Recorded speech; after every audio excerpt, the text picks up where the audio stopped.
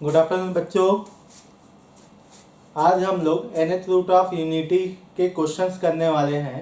Previous class में हम लोगों ने उसका थ्योरी प्लस एक क्वेश्चन भी किया था, ठीक है, जो कि जेई मेंस का था। और मैंने उसका क्या किया था, कैलकुलेशन आपके हवाले किया था। उम्मीद करता हूँ आपसे वो क्वेश्चन कंप्लीट हो गया होगा। उसका आंसर है, एक मिनट बता देता हूँ, उसका आंसर है आयोटा। ओके, आज मैं आगे एक क्वेश्चन लेने जा रहा हूँ। याद रखना, nth रूट ऑफ यूनिटी जो है मोस्ट इम्पॉर्टेंट है किसके लिए, आपके एडवांस के लिए। ठीक है, तो ध्यान में रखिएगा कि आपको जब भी एडवांस के बारे में सोचना हो, ठीक, इस चैप्टर से, तो इस टॉपिक पे आके अच्छे से क्वेश्चन लगाना। देखो क्वेश्चन क्या बोलता है, फॉर एनी इंटीजर, ध्यान दीजिएगा, जेई एडवांस 2015 का है क्वेश्चन, ठीक है, कि let alpha k is equal to cos k pi upon 7 plus iota sine k pi upon 7, ठीक है, where iota is equal to root over of -1। Okay, the value of the expression, ठीक है, क्या है भाई, summation of k is equal to 1 to 12 mod of alpha k plus 1 minus alpha k, okay, upon summation k is equal to 1 to 3, okay, alpha 4k minus 1 minus alpha 4k minus 2, इसकी value चाहिए। ये question आपका आया था integer type में, ठीक है। अब देखते हैं इस क्वेश्चन को। सबसे पहले एक इम्पॉर्टेंट चीज, यदि आप यहाँ पे nth रूट ऑफ यूनिटी की बात करते हो तो हमेशा याद रखिएगा कि यदि उन सभी को आर्गन प्लेन में हम क्या करते हैं, रिप्रेजेंट करते हैं या प्लॉट करते हैं, तो हमको क्या मिलता है, एक रेगुलर, ठीक है, पॉलीगॉन मिलता है, जिसके साइड क्या होता है, एंड, मतलब जो साइड होगा सभी क्या होंगे, इक्वल होंगे। तो डिस्टेंस ऑफ, ठीक है, 2 आपके पास कॉम्प्लेक्स नंबर के लिए क्या हो जाएगा, आपके पास सेम आएगा, ठीक है। अब देखिएगा, यदि ये क्वेश्चन लिखा गया है आपके पास, ध्यान दीजिएगा, summation of k is equal to 1 to 12, okay, mod of alpha k plus 1 minus alpha k, okay, divide में क्या है भाई, समेशन ऑफ, ध्यान दीजिएगा, k इज इक्वल टू 1 से 3 तक alpha 4k minus 1 minus 4k minus 2, यहाँ तक दिया गया है आपके पास। अब चलिए भाई, यहाँ पे जो दिया गया है, ठीक है, अब देखो, सबसे पहले दिमाग दौड़ाना, हमारा जो, ठीक है, जेड होता है वो कैसा होता है भाई, यदि हम बात करते हैं तो ये होता है cos 2 pi k upon n, अपन यही देखते हुए आए थे, plus iota sine 2 pi k upon n, यही होता है भाई अपना स्टैंडर्ड फॉर्म, ठीक है। अब देखो यहाँ क्या थी, 2 पाई k, अब देखो मेरे पास क्या है भाई, k पाई है, मेरे पास क्या है, k पाई है। अब मैं इसको स्टैंडर्ड फॉर्म में कन्वर्ट करना चाहूँ तो एक काम करता हूँ, तो इसमें ना 2 का मल्टीप्लाई करते हैं और 2 का डिवाइड करते हैं, इससे क्या हो जाएगा भाई, 2 पाई k, ठीक है, और n की वैल्यू अपने को क्या मिल जाएगा, 14। सिमिलर वे में यहाँ भी कीजिए आप लोग, 2 का मल्टीप्लाई करिए, 2 का डिवाइड। अब आपके पास क्वेश्चन क्या बन गया, z is equal to 2 pi k upon 14 plus iota sine 2 pi k upon 14, ये हो गया। मतलब यहाँ पे n कितना है आपके पास, 14 है। अब nth रूट ऑफ यूनिटी का अपने को फंडा क्या पता है भाई, कि भाई z के पावर में n इज इक्वल टू होता है 1। हम स्टार्टिंग यही से करते हैं, जिसमें पहला रूट क्या होता है, 1, और बाकी रूट्स क्या होता है, alpha, alpha square, alpha cube. जब अल्फा क्या होता है आपके पास, अल्फा होता है 2 पाई k अपॉन n, ठीक है, cos 2 pi k upon n plus iota 2 pi k upon n, ये होता है अल्फा।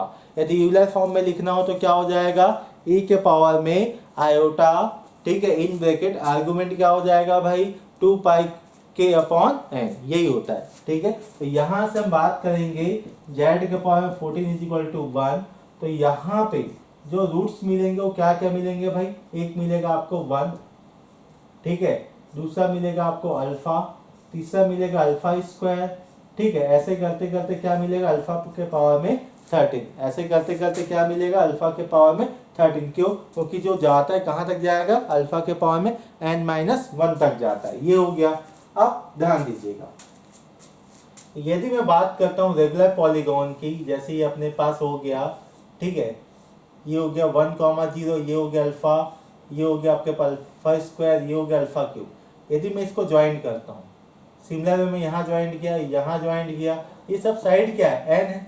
तो साइड का मतलब क्या है भाई, यदि ये 1 है, ये अल्फा है, ये अल्फा स्क्वायर है, ये अल्फा क्यूब है, मतलब क्या है, अल्फा-1 की बात करो, अल्फा स्क्वायर माइनस अल्फा की बात करो, तो भाई ये तो डिस्टेंस है ना, ये क्या है आपका डिस्टेंस है, और सभी की वैल्यू क्या है, n है। ठीक है, सभी की वैल्यू क्या है, n है। अब देखो भाई मैं आगे बढ़ता हूँ, ध्यान दीजिएगा, n का मतलब अभी कितना है, 14 है। क्लियर यहाँ तक? तो यहाँ पे जो दिया गया क्वेश्चन है, ठीक है, कि समेशन ऑफ 1 to 12, एक काम करते हैं, यहाँ पे ना इसको पहले ओपन करते हैं, ठीक है, इसको आप साइड में लिख लेना, ठीक है, अभी मैं क्लीन कर रहा हूँ। देखो, तो यहाँ से आपको क्या मिलेगा, k की वैल्यू 1 पुट अप करो तो क्या हो जाएगा, अल्फा 2 माइनस अल्फा, ठीक है, 1, ये हो गया पहला। प्लस अब k की वैल्यू क्या पुट अप करोगे, 2 पुट अप करोगे, ठीक है, तो 2 जैसे पुट अप करोगे तो क्या हो जाएगा, अल्फा 3 माइनस अल्फा 2। फिर कहाँ तक जाओगे, ऐसे जाते जाते 12 तक जाओगे, ठीक है, तो plus dash dash dash dash plus 12 term, ठीक है। अब देखो डिनोमिनेटर में क्या है भाई, आपके पास कहाँ तक जाना है, k की वैल्यू 1 से लेके 3 तक जाना है। तो जैसे ही आप 1 से 3 की बात करोगे तो क्या हो जाएगा भाई, 1 पुट अप करोगे तो 4 माइनस 1, तो अल्फा 3 माइनस क्या हो जाएगा आपके पास, अच्छा ध्यान दीजिएगा, ठीक है, ये हो जाएगा -2, इसलिए अल्फा 2 प्लस फिर क्या हो जाएगा, 2 पुट अप करोगे तो 8 माइनस 1 7, ठीक है, alpha 7 minus alpha 6 plus k की वैल्यू बात करो भाई, क्या मिलने वाला है आपको, यहाँ से ध्यान दीजिएगा, 3 पुट अप करिए। जैसे 3 पुट अप करोगे तो 12 माइनस 1 11 माइनस अल्फा 10, यहाँ तक आ गया भाई। अब देखिए यहाँ पे हमको पता है इन सबकी वैल्यू किसके इक्वल होता है, n के इक्वल होता है, डिस्टेंस है ना, साइड है ना, साइड क्या होता है, n के इक्वल होता है, तो सभी n के इक्वल मतलब 14 के इक्वल ही है, ठीक है। तो कितने हैं टोटल, 12। तो अपन इसको क्या लिख सकते हैं भाई, अपन इसको लिख सकते हैं 12 इंटू, ठीक है, ध्यान देना, आप कोई भी एक साइड ले सकते हो, n है तो n ले लो, चलो n ले लिए। अब नीचे देखो भाई, आपके पास टोटल कितने हैं, 3 है, सभी का डिस्टेंस क्या है, सेम है ना, ध्यान रखिएगा। तो 3 इंटू n, n से n कैंसिल, तो क्या आया भाई 4, ये आपका क्या हो गया, आंसर हो गया, ठीक है। देखो कितना आसान है ये, यदि आपको कॉन्सेप्ट पता हो तो, ठीक है, नोट करिए, फिर आगे बढ़ते हैं। अब किसी के दिमाग में ये नहीं आना चाहिए सर ये तो अल्फा स्क्वायर है, अल्फा क्यूब है, आपने उसको अल्फा 2 अल्फा 1 कैसे समझ ले, बस ये मान के चलिए रिप्रेजेंटेशन है ना, ठीक है, शो करने का, किसको, रूट्स को। आप नोट करिए जल्दी से, ये जेईई एडवांस लिख देता हूं मैं, 2015 का है।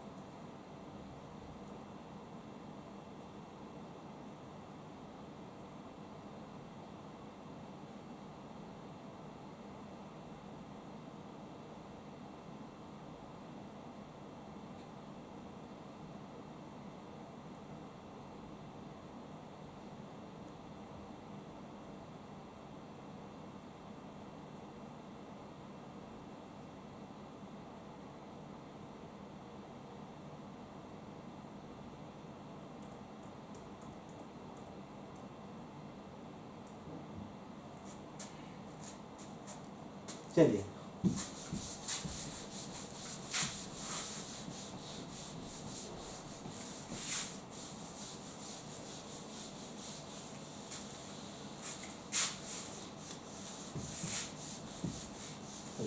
अब अगला टॉपिक है अपना, वो है ज्योमेट्री ऑफ कॉम्प्लेक्स नंबर, ठीक है। अगला टॉपिक है ज्योमेट्री ऑफ कॉम्प्लेक्स नंबर, ठीक है। जिसमें पहला टॉपिक या पहला पॉइंट अपन डिस्कस करने जा रहे हैं, distance between two complex number. Means अपन बात करेंगे डिस्टेंस फॉर्मूला की, इसकी बात करेंगे डिस्टेंस फॉर्मूला की, ठीक है। अब देखो, ये आपका एक आर्गन प्लेन है, इस आर्गन प्लेन पे एक अपने पास Z2 है, क्या है, Z2 है। और इसी आर्गन प्लेन पे ध्यान देना, यदि आप बात करोगे डिस्टेंस का तो सेम प्लेन पे अवेलेबल होने चाहिए दो पॉइंट्स, तभी उनके बीच का डिस्टेंस कैलकुलेट किया जा सकता है, ठीक है। ये हो गया Z1। जब भी आपको डिस्टेंस कैलकुलेट करना हो तो आपको डिस्टेंस कवर करना पड़ेगा। डिस्टेंस कवर करने का मतलब क्या है भाई, दोनों को ज्वाइंट करिए और दोनों के बीच में जितना लेंथ होगा, ठीक, उतना ही तो क्या होगा, डिस्टेंस होगा। मतलब क्या होगा, magnitude between Z1 and Z2, मतलब एक लाइन है ना Z1 Z2, उसका मैग्नीट्यूड, ठीक है। तो यहाँ देखिए आपके पास क्या हो जाएगा, Z2 माइनस Z1, ठीक है। ये हो गया आपका डिस्टेंस। ध्यान रखिएगा डिस्टेंस फार्मूला यही है कि आपके पास दो पॉइंट है, दोनों का मॉड लीजिए डिफरेंस करके, ठीक है। अब चलते हैं आगे, नेक्स्ट। अब इसको कैसे रिप्रेजेंट करते हैं उसके ऊपर बात करते हैं, ठीक है।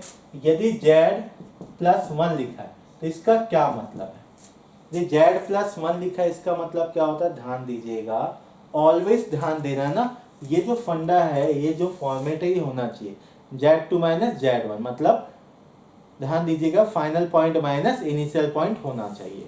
अब देखिएगा, तो इसका क्या मतलब है भाई, इसका मतलब है Z-1 आपको लिखना पड़ेगा, क्योंकि देखो Z-1 लिखना पड़ेगा, क्यों कि बीच में माइनस चाहिए, ठीक है। ये क्या रिप्रेजेंट करता है, ये रिप्रेजेंट करता है distance between Z and -1, distance between Z and -1 ये रिप्रेजेंट करता है। आगे Z-2 + 3 आयोटा है आपका, तो ये क्या रिप्रेजेंट करता है भाई, ध्यान देना, ये रिप्रेजेंट करता है Z-, ध्यान दीजिएगा, 2 - 3 आयोटा, ठीक है। अपन ऐसा लिख सकते हैं। अब ये डिस्टेंस शो करता है Z एंड 2 - 3 आयोटा के बीच का, ठीक है। नेक्स्ट क्या है भाई, ध्यान देना, Z- आयोटा है मॉड में, तो इसका क्या मतलब है भाई, distance between Z and iota, ठीक है। लास्ट Z-2, ये क्या शो करता है भाई, डिस्टेंस बिटवीन Z एंड 2, ठीक है। ये आपका रिप्रेजेंट करने का एक तरीका होता है, ठीक है, कोई भी आपके पास दो पॉइंट के डिस्टेंस का, ठीक है। तो ध्यान देना, Z एंड 2 - 3 आयोटा के बीच का डिस्टेंस शो करना हो तो क्या लिखेंगे, Z-2 - 3 आयोटा लिखेंगे अंडर द मॉड, ठीक है। नोट करिए, फिर आगे बढ़ते हैं।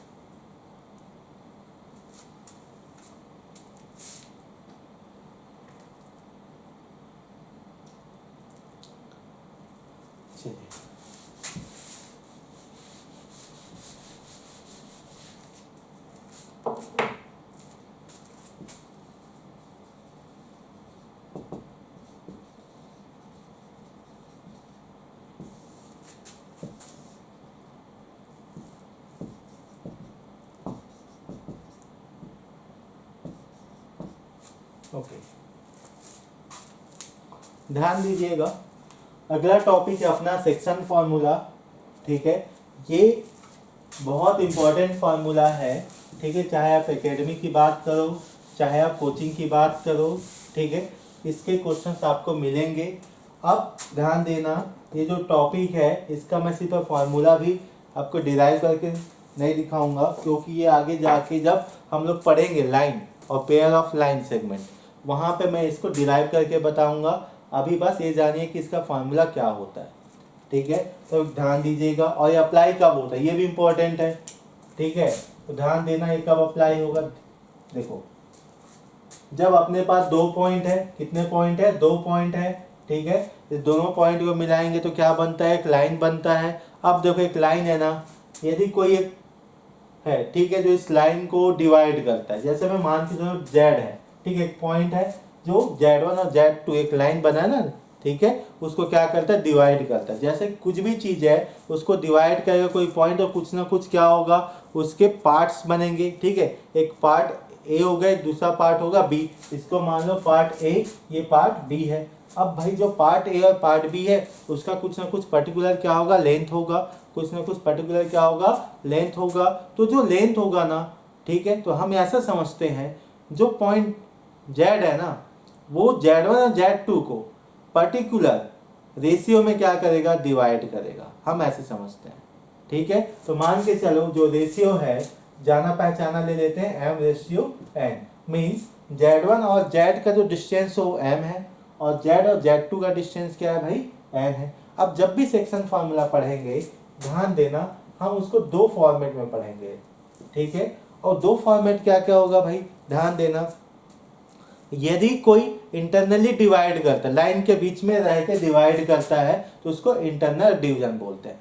कोई बाहर से डिवाइड करता है उस लाइन को, तो उसको बोलते हैं एक्सटर्नल डिवीजन। ठीक है, अब देखो भाई, हम यहाँ से देखते हैं इतना डिस्टेंस क्या है अपने पास, m है। ये डिस्टेंस क्या है भाई, अपने पास n है। ठीक है, एक होता है आपके पास इंटरनल, और दूसरा होता है अपने पास एक्सटर्नल।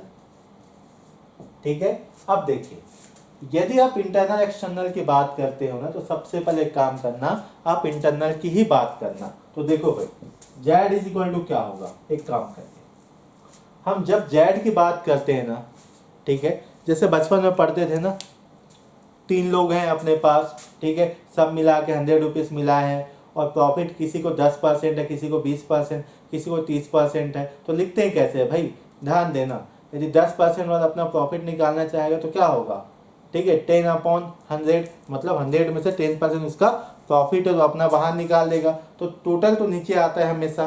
ठीक है, तो सेम यहाँ पे भी होगा। टोटल क्या होगा भाई, टोटल होगा m प्लस n।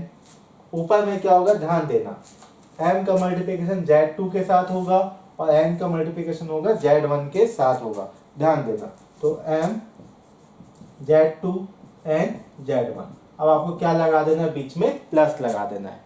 ठीक है, ये तो हो गया आपके पास इंटरनल डिवीजन। यदि प्लस है तो इंटरनल डिवीजन आएगा। यदि इन केस ऑफ यही एक्सटर्नल डिवीजन हो गया, ठीक है, इंटरनल डिवीजन हो गया। एक्सटर्नल डिवीजन की जब बात करोगे तो क्या हो जाएगा, z is equal to m z2 n z1 upon m n, ये होगा। बस कुछ नहीं करना, जहां प्लस था वहां क्या लगा देना है, माइनस। जहां प्लस था वहां क्या लगा देना है, माइनस। ये तो हो गया। अब ये फॉर्मूला कब अप्लाई करते हैं भाई, जब अपने को कोई आइडिया ना हो कि वो किस रेशियो में डिवाइड कर रहा है। ठीक है, या एक पर्टिकुलर डिफरेंट रेशियो में डिवाइड करो। दो कंडीशंस। ठीक है, कंडीशन नंबर 3, यदि ये बोला कि जो z है ना, z1 और z2 का एग्जैक्टली मिड पॉइंट है। एग्जैक्टली क्या है, मिड पॉइंट है। मतलब z1 ये हो गया, z2 ये हो गया इसका मिड पॉइंट। ठीक है, एग्जैक्टली मिड पॉइंट है ना, इसका मतलब दोनों लेंथ क्या होगा, सेम। इसका मतलब क्या है, m और n की वैल्यू क्या होगा, सेम होगा। ठीक है, अब ध्यान दीजिएगा, तब यहाँ पे z की जो वैल्यू आएगी बस वही है। ठीक है, एवरेज निकालने का फंडा यूज करें तो क्या था भाई, अपने पास z1 प्लस z2 अपॉन 2। ये हो गया आपके पास फॉर्मूले। ठीक है, नोट करिए।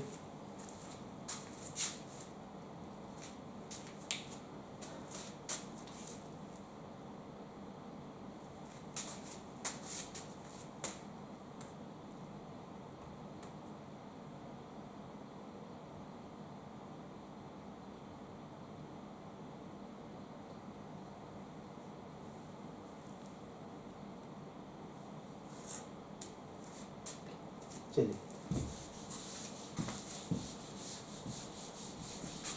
आफ्टर सेक्शन फॉर्मूला हम लोग देखेंगे complex number as a vector. ठीक है, complex number as a vector अगला टॉपिक अपना है।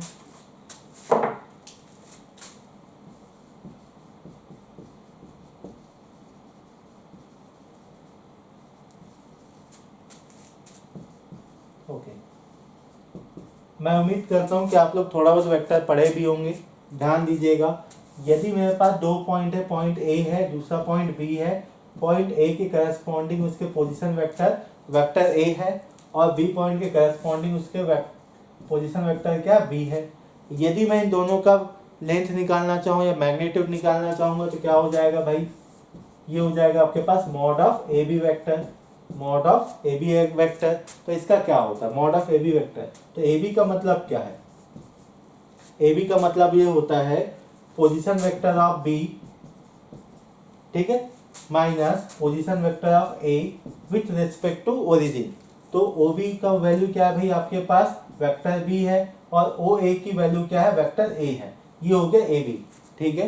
अब सिमिलर वे में यदि हम बात करते हैं किसका, कॉम्प्लेक्स का, ये तो वेक्टर हो गया ना, ठीक है, Z1 है अपने पास, क्या है Z2 है, ठीक है। तो इनके बीच का जो डिस्टेंस है वो होगा आपके पास mod of Z2 minus Z1, mod of Z2 minus Z1, ठीक है। एकदम सिमिलर वे में एक पॉइंट ए के लिए Z1 है, पॉइंट बी के लिए क्या है Z2, तो ए बी वेक्टर क्या हो जाएगा भाई Z2 माइनस Z1, ठीक है, नोट करिए।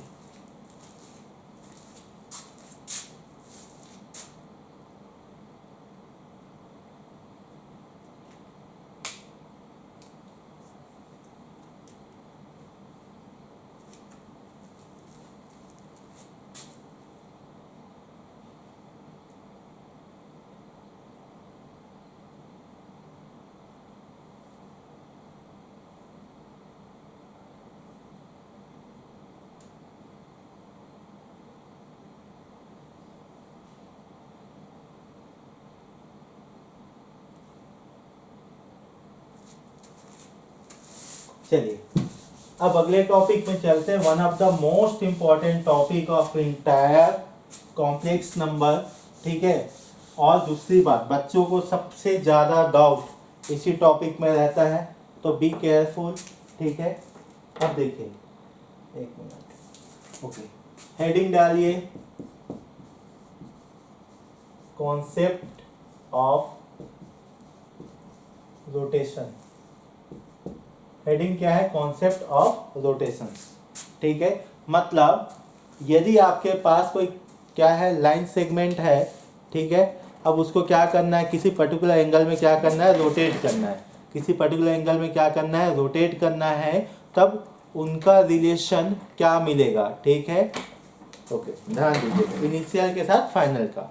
तो यहाँ पे देखिए जैसे मान के चलते हैं, एक अपने पास क्या है पॉइंट है, आर्गन प्लेन की बात होगी ना, ठीक है, जो Z0 है। एक काम करिएगा, दूसरा पॉइंट क्या अपने पास Z1 है, ठीक है। सबसे पहले बात करते हैं किसका, इनिशियल का, ठीक है, स्टार्टिंग में ये है। अब यदि मुझे कोई डिस्टेंस की भी बात करेगा तो क्या होगा भाई, mod of Z1 minus Z0, यही होगा, ठीक है। अब एक काम करते हैं, ये अपने पास क्या हो गया, एक कॉम्प्लेक्स नंबर हो गया है, ठीक है। अब मैं एक काम करता हूँ, सबसे पहले आर्गूमेंट के ऊपर सोचता हूँ, और आर्गूमेंट बनाते कैसे है भाई, जो इंक्लिनेशन होता है विथ पॉजिटिव एक्स एक्सिस के साथ, वही कहलाता है आर्गूमेंट। तो एक काम करता हूँ भाई, एक एक्स एक्सिस के पैरेलली क्या करता हूँ, लाइन खींचता हूँ, इसको पहले यहाँ से क्लीन करो,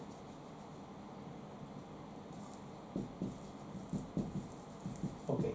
मान के चलो एंगल कितना बन रहा है, थीटा, ठीक है। अब आफ्टर कुछ समय के बाद, ठीक है, इसको क्या करते हैं हम लोग, रोटेट कर देते हैं, ठीक है। और रोटेट करेंगे तो ध्यान दीजिएगा, देखो रोटेट करने के दो कॉन्सेप्ट है, एक ही कॉन्सेप्ट है, बट ध्यान दीजिएगा दो इंपॉर्टेंट चीज। पहले इंपॉर्टेंट चीज, जब रोटेट कर रहे हैं तो Z1 और Z का जो मैग्नीट्यूड है, जो लेंथ है, वो सेम रहेगा जब रोटेशन के बाद, ठीक है। मतलब सिर्फ इंक्लिनेशन में चेंजेस आएगा, पहला। और दूसरी पॉइंट, कभी कभी हम रोटेट करते हुए उस लेंथ को या तो इनलार्ज करते हैं या तो उसको कंप्रेस करते हैं, मतलब छोटा करते हैं, ठीक है, ध्यान रखिएगा, ये दो कॉन्सेप्ट दिमाग में रखना। मैं एक काम करता हूँ, इनलार्ज वाला ही बता देता हूँ, चेंजेस वाला बाद में इक्वल होगा तो ऑब्वियस सी बात है, डिवाइड होने के बाद कैंसिल हो जाएगा। अब देखो अगला क्या होगा, मान के चलिए Z2 है, ठीक है, इसको क्या किया हमने, थीटा एंगल में क्या किया, इसको रोटेट किया, थीटा एंगल में क्या किया, इसको रोटेट किया। चलो मान के चलते हैं ये θ1 था पहले, अभी कुछ एंगल से हमने क्या किया, इसको रोटेट किया। अब जो थीटा है ना, कहाँ से बन रहा है भाई, Z0 Z1 से Z0 Z2 के बीच में थीटा बना है। अब देखिएगा, यदि मैं इस एक्स एक्सिस के करस्पॉन्डिंग मैं बात करता हूँ एंगल का, तो ये मान के चलो क्या है, θ2 है, ठीक है। और मान ध्यान दीजिएगा, और ये पूरी बातें कहाँ हो रही है, आर्गन प्लेन पे हो रही है, कहीं दूसरे प्लेस में लेके नहीं जाना। ओके, यदि मेरे पास z माइनस जेड नॉट है, ठीक है, एक कॉम्प्लेक्स नंबर है, इसको रिप्रेजेंट करना हो किसी भी फॉर्म में कर सकते हो। चलो मैं एक आइलर फॉर्म में करता हूँ, ठीक है। तो आइलर फॉर्म में क्या होता है भाई, z is equal to r dot e के पावर में आयोटा थीटा, यही होता है। आर क्या होता है भाई, आर होता है आपका मॉड ऑफ z, ठीक है। तो यहाँ पे ध्यान देना, z क्या है आपके पास, z1 माइनस जेड नॉट है, ठीक है। तो इसका मॉड क्या हो जाएगा भाई, z1 माइनस जेड नॉट ई के पावर में, ठीक है, आयोटा आएगा भाई। ओके, क्या आएगा, आयोटा आएगा। अब देखो थीटा क्या बन रहा है भाई, थीटा बन रहा है आर्गुमेंट अभी यहाँ पे थीटा 1, ये हो गया, ठीक है। ये हो गया था आपके लिए, किसके लिए बात कर रहे हैं हम लोग, इनिशियल के लिए, ठीक है। यदि मैं फाइनल की बात करूंगा तो क्या क्या मिलेगा, ध्यान देना, z2 minus Z not is equal to mod of z2 minus Z not R into E के पावर में आयोटा। ध्यान दीजिएगा, थीटा किसके साथ लेना है आपको, जो x एक्सिस के साथ बनेगा उसी को लेना, ठीक है। ये हो गया आपके पास थीटा 2। अब एक काम करता हूं, ठीक है, मैं यहां पे फाइनल माइनस इनिशियल कर देता हूं।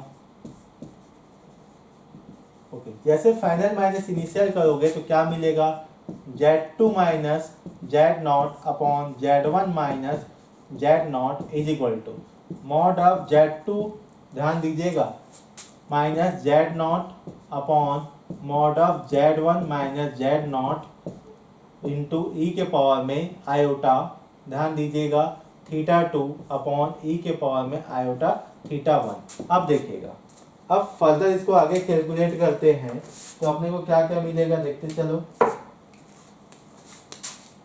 देखो z2 माइनस z1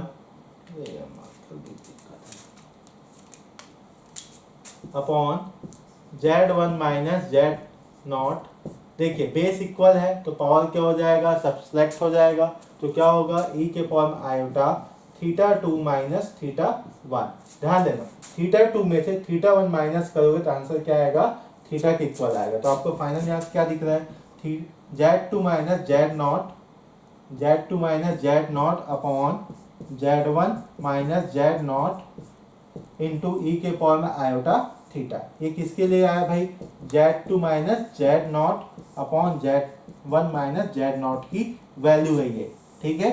ये आपका रोटेशंस का एक्सप्रेशन है, ठीक है, एक रिलेशन है। तो ध्यान देना, z2 minus Z not upon z1 minus Z not क्या होगा, final upon initial, final upon initial. यदि यहीं पे हम बात करेंगे किसका, ध्यान देना, हम बात कर रहे थे यहाँ पे जो फाइनल है ना, ठीक है, और जो इनिशियल है केस नंबर 1, ये दोनों आपस में क्या है, इक्वल नहीं है, ठीक है। तो ये आपके पास आंसर है। यदि इन केस ऑफ सेकेंड, ठीक है, यदि हम फाइनल की बात करते हैं, ये जो लेंथ है ना मैग्नीट्यूड्स, ओके, और दोनों का मैग्नीट्यूड क्या हो गया, एग्जैक्ट सेम हो गया। ध्यान देना, मैग्नीट्यूड की बात हो रही है ना, ठीक है, किसकी बात हो रही है, मैग्नीट्यूड की, एग्जैक्ट सेम हो गया तो आपको फाइनल क्या आंसर मिलेगा, z2 minus Z not z1 minus Z not is equal to E के पावर में आयोटा थीटा। ये रिलेशंस को याद रखिएगा, ठीक है। जब कॉन्सेप्ट ऑफ रोटेशन के क्वेश्चन आएंगे तो आपको इन्हीं के मदद से क्वेश्चन को सॉल्व करना है, ठीक है। आगे जाकर हम करेंगे भी, जल्दी से इसको नोट करिए। और ध्यान दीजिएगा, एक चीज और बताना चाहेंगे, तो थीटा की बात करोगे ना, ठीक है, यदि ये पॉजिटिव कब आएगा, जब एंटी क्लॉकवाइज मेजरमेंट होगा। थीटा कब नेगेटिव आएगा, जब क्लॉकवाइज मेजरमेंट होगा, ध्यान में रखिएगा, ठीक है, एंटी क्लॉकवाइज, क्लॉकवाइज।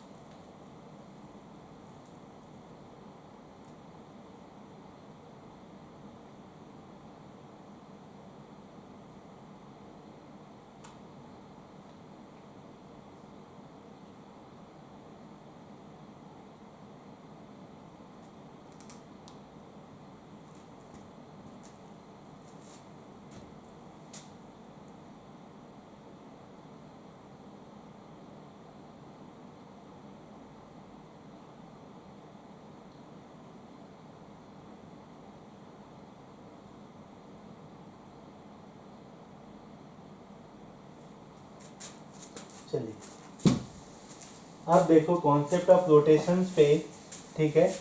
अब कुछ इंपॉर्टेंट पॉइंट्स जो आपको याद रखने हैं और हम उसको अभी विजुअलाइज भी करने वाले हैं कि ऐसा क्यों होता है।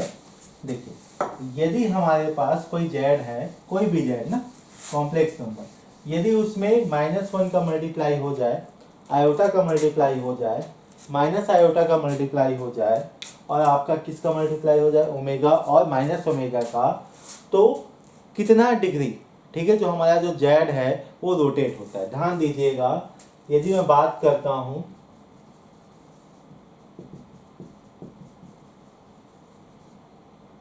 Multiplication bye -1 iota minus iota omega and minus omega 3 to 5, okay. ध्यान दीजिएगा, मैं यहाँ पे बना देता हूँ ऐसे, कहाँ भाग गया,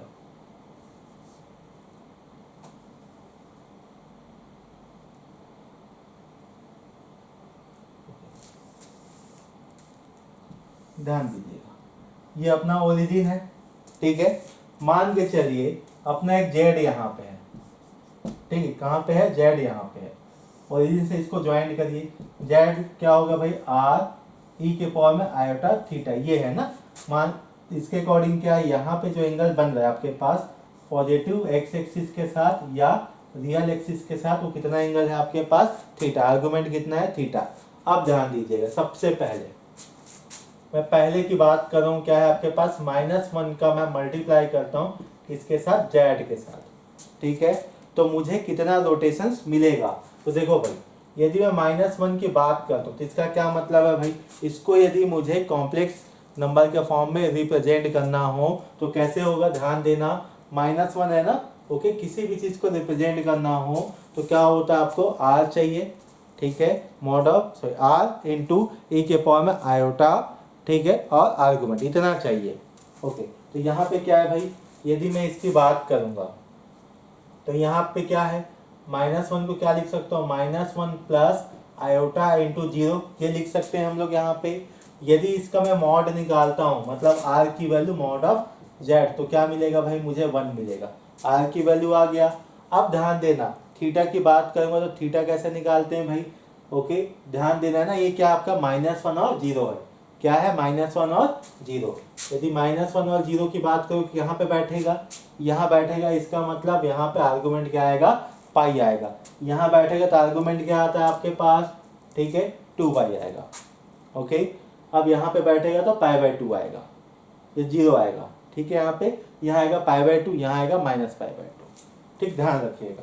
अब मैं आगे बढ़ता हूँ यहाँ पे, ठीक है। तो आर्गुमेंट क्या है भाई, अपने पास π/2 है, तो ये क्या हो जाएगा अपने पास 1 डॉट ई के पावर में आयोटा पाई, ये हो गया -1 का रिप्रेजेंटेशन, ठीक है। अब देखिएगा, तो -1 इंटू अपने करने जा रहे हैं मॉड ऑफ सॉरी जेड, तो यहाँ से क्या मिलेगा, ई के पावर में आयोटा पाई इंटू जेड का मतलब क्या है, ई के पावर में आयोटा थीटा। तो यहाँ से क्या मिलेगा भाई, बेस क्या है आपके पास, सेम है, तो पावर क्या हो जाएगा, जुड़ जाएगा, तो ये हो जाएगा पाई प्लस थीटा, क्या हो जाएगा, पाई प्लस थीटा। मतलब यदि मैं जेड में यदि -1 का मल्टीप्लाई करता हूं मैं, तो ध्यान दीजिएगा, जो मेरा कॉम्प्लेक्स नंबर है वो रोटेट हो जाएगा पाई डिग्री से, क्या हो जाएगा, वो पाई डिग्री से रोटेट हो जाएगा।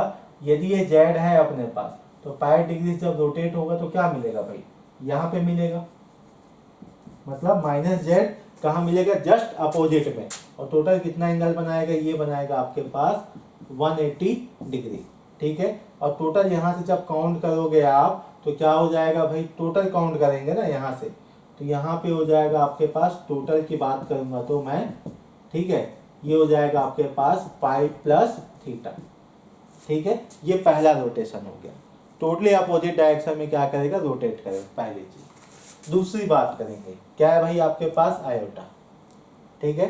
ध्यान देना ना, -1 पे कितने पे रोटेट हुआ आपके, 180 डिग्री, ठीक है। अब आयोटा, आयोटा का मतलब क्या है, 0 प्लस आयोटा इंटू 1, ठीक है।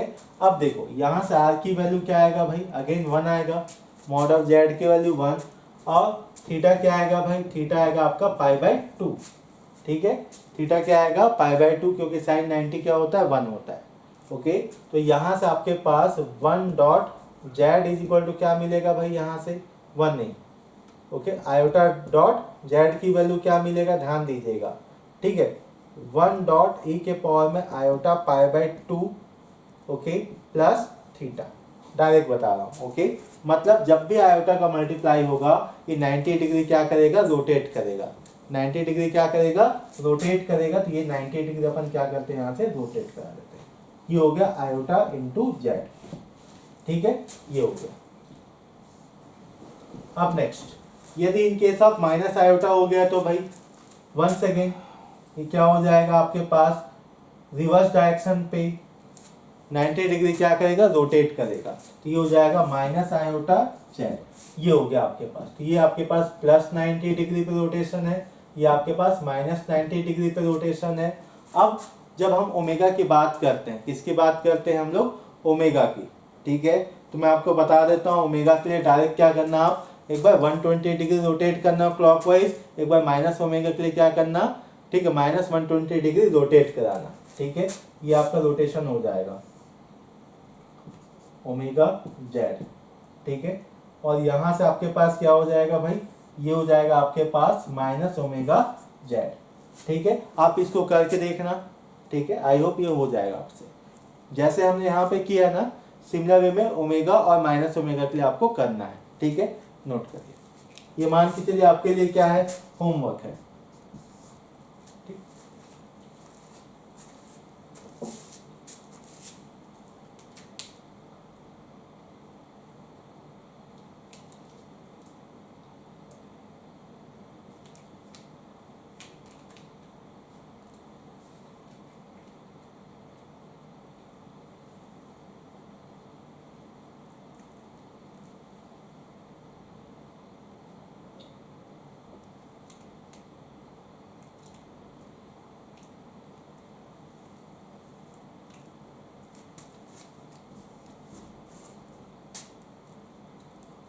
चलिए,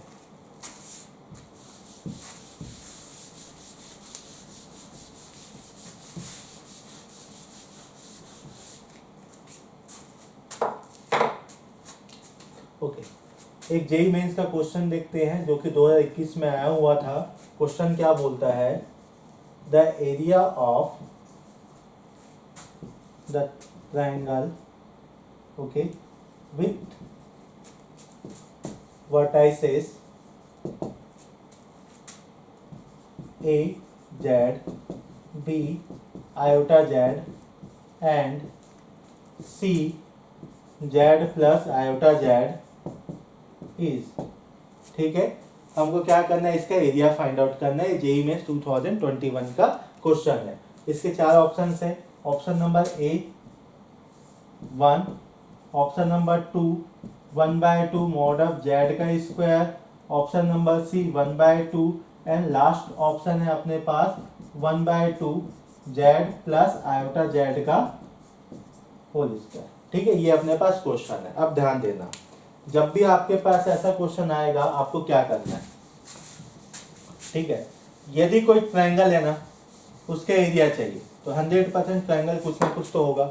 तो राइट एंगल होगा, ठीक है, या तो आइसोसेलेस हो गया तो सेलस होगा, या तो इक्विलैटरल होगा। यदि इक्विलैटरल है तो डायरेक्टली क्या होता है, √3/4 ए स्क्वायर मतलब साइड का स्क्वायर। डायरेक्ट फार्मूला यूज करो, दी साइड आपके पास अवेलेबल है, और साइड का मतलब क्या है, डिस्टेंस बिटवीन 2 कॉम्प्लेक्स नंबर है। अब रही बात राइट एंगल है, तो सिंपल सी फंडा है कि 1/2 बेस इंटू हाइट, ये अपन पढ़ते हुए आए हैं। और बाकी अदर हो गए तो अपने पास 3 वर्टाइसेस हैं, तो अपन वहाँ पे क्या यूज करेंगे, डिटर्मिनेंट मेथड हो गया। क्या होता है भाई, 1/2 फिर डिटर्मिनेंट लगाओ, बीच में क्या बैठा दोगे, x1 x2 x3, मतलब कोऑर्डिनेट ऑफ, ध्यान दीजिएगा, वर्टाइसेस जिसमें x कोऑर्डिनेट्स आएंगे। सेकंड में क्या आता है आपके पास, सेकंड कॉलम में, ठीक है, कोऑर्डिनेट ऑफ y, ठीक है, जिसमें y1 y2 y3 आएगा, और लास्ट में क्या आएगा, पूरे 1 1 1। इसको फर्दर कैलकुलेट करो, आपको area of triangle find out हो जाएगा।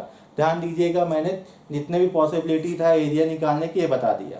ठीक है, अब देखते हैं यहाँ पे क्या बनता है। सबसे पहले जब भी ऐसा क्वेश्चन आएगा आपको पहले फिगर बनाना पड़ेगा, डायग्राम।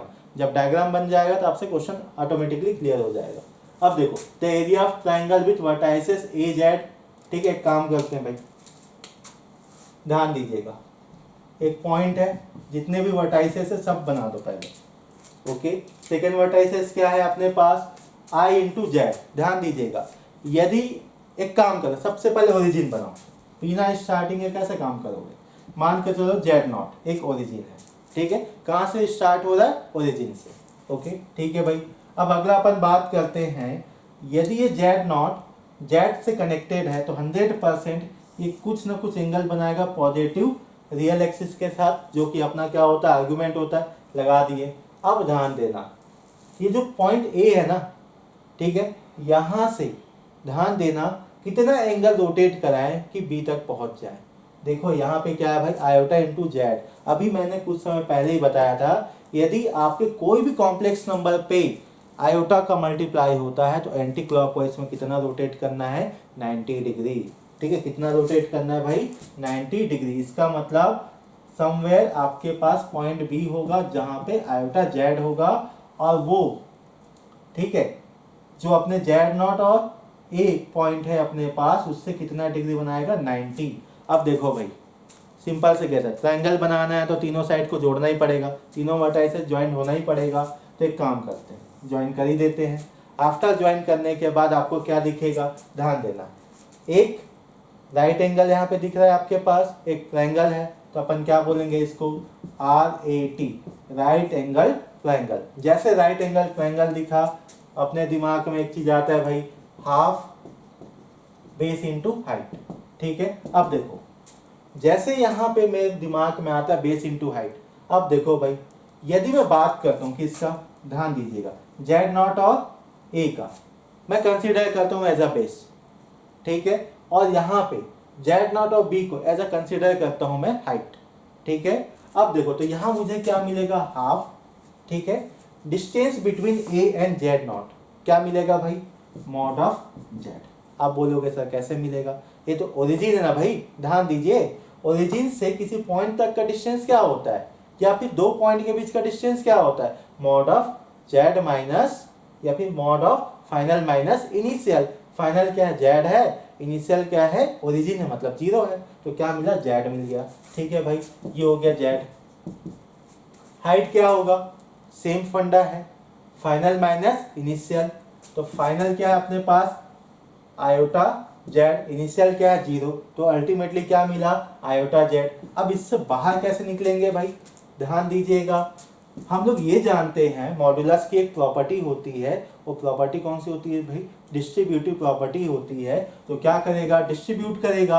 अब डिस्ट्रीब्यूट कहाँ होगा भाई, एक बार आयोटा के साथ जाएगा, एक बार जेड के साथ जाएगा, तो अल्टीमेट डेटा क्या आया, 1/2, ठीक है, मॉड ऑफ जेड का स्क्वायर इंटू आयोटा। ठीक है, एक मिनट, ऑप्शन चेक कर ले रहा हूँ, कहीं लिखने में कहीं मिस्टेक तो नहीं हो गया। ठीक है, ओके ओके, एक मिनट, ये आपके पास मॉड ऑफ आयोटा है, ठीक है, ये आपके पास फाइनल आंसर है, ये आपके पास एरिया ऑफ ट्रायंगल है। ठीक है, आई होप आपको समझ में आ गया होगा। मिलते हैं कल नए टॉपिक के साथ, थैंक यू।